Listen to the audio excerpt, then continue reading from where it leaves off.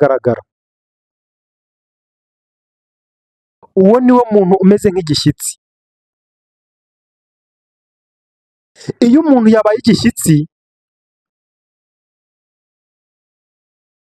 ajya atekereza akavuga ati ese njyewe navukiye icyenda, navutse nk'abandi, ese Imana iranzi? Nagira ngo nkubwire ngo Imana irakuzi. Nta muntu n'umwe Imana itazi izi n'amazina yacu. Ahubwo igishyitsi cya nyacyo gikurira mu mwanya wacyo. Igishyitsi cya nyacyo gikurira mu mwanya Imana yagishyizemo cyangwa Imana ishaka ko kizakurira.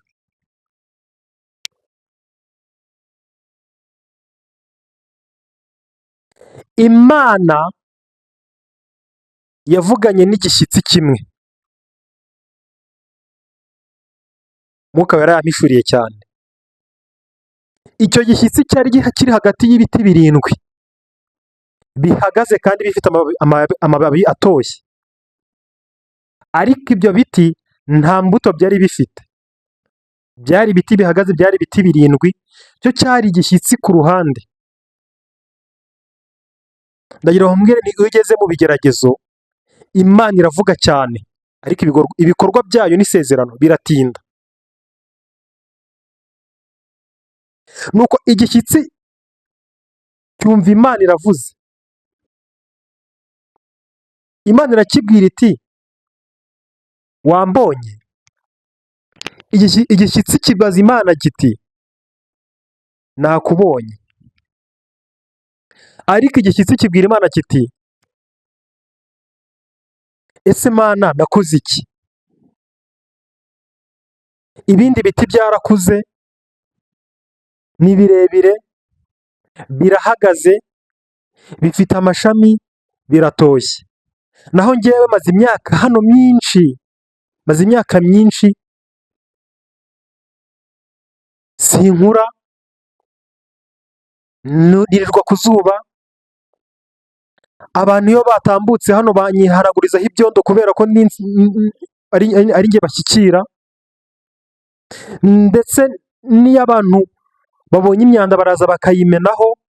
Iyo bahase ibirayi, ibishishwa by'ibirayi baraza bakabimena hejuru. Iyo batonoye ibitoki, bya bishishwa by'ibitoki baraza bakabinjugunya hejuru.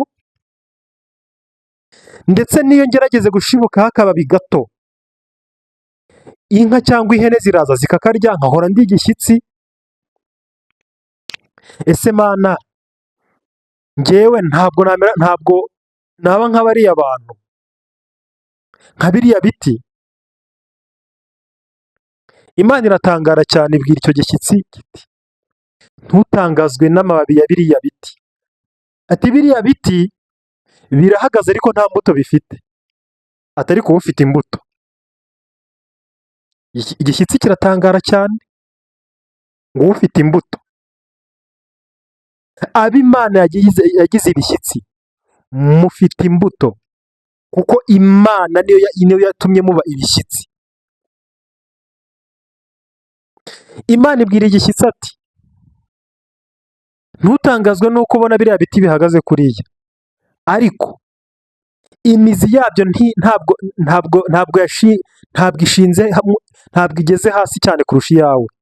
Wowe washoye imizi hasi cyane, ndetse ukurura n'amazi y'isoko, ariko byo imizi yabyo ntabwo yageze ku isoko. Igishyitsi kiratangara cyane. Imana irakibwira kiti ntutangazwe nuko ubona bakomeraho imyanda. Iyo myanda ni ifumbire izagufumbira mu gihe kizaza. Uzashibuka, ukure, ube muremure n'ikimenyimenyi, kubera ko ukurura amazi ku isoko. Uzatoha ndetse uzazana n'imbuto. Ati umunsi umwe biriya bishyitsi, biriya biti bizaza bikwikubita imbere, kandi bizagukeneraho iyo fumbire n'ayo mazi. Igishyitsi kirongera kiratangara cyane, kubera ko hari Imana yari ivuganye nacyo, ibona bya biti birebire. Igishyitsi kirategereza. Hashize imyaka mike, bya biti birebire haza abantu bashaka kubaza barabitema. Byose babitemye, cya gishyitsi barakireka kubera ko ntabwo ari ikintu gifatika ku buryo wagikoramo intebe cyangwa ibindi bintu. Babitemye byikubita hasi. Byikubise hasi, cya gishyitsi baragenda bakuraho ya fumbire bayisasa muri bya biti. Cya gishyitsi kibona umwanya wo kuzamuka, kirakura cyane, kigera mu bushorishori, kirakura, kizana n'imbuto. Bya biti birindwi nabyo rero byabaye ibishyitsi. Reka yibaza cya giti se, kugira ngo ugere aho hantu byagenze bite? Igiti kirabibwira giti namaze imyaka myinshi ndi igishyitsi, ariko namaze imyaka myinshi mvoma amazi mwebwe ahantu mutareba. Bya biti byifuza kuba nka cya gishyitsi. Igishyitsi kibwira bya biti kiti namwe mutegereze mwihanganye, mugiye gusarura imbuto ndetse munavome amazi yo ku isoko.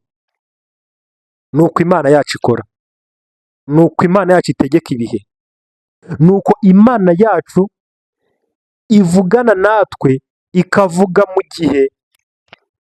mu gihe tubona ko bidashoboka.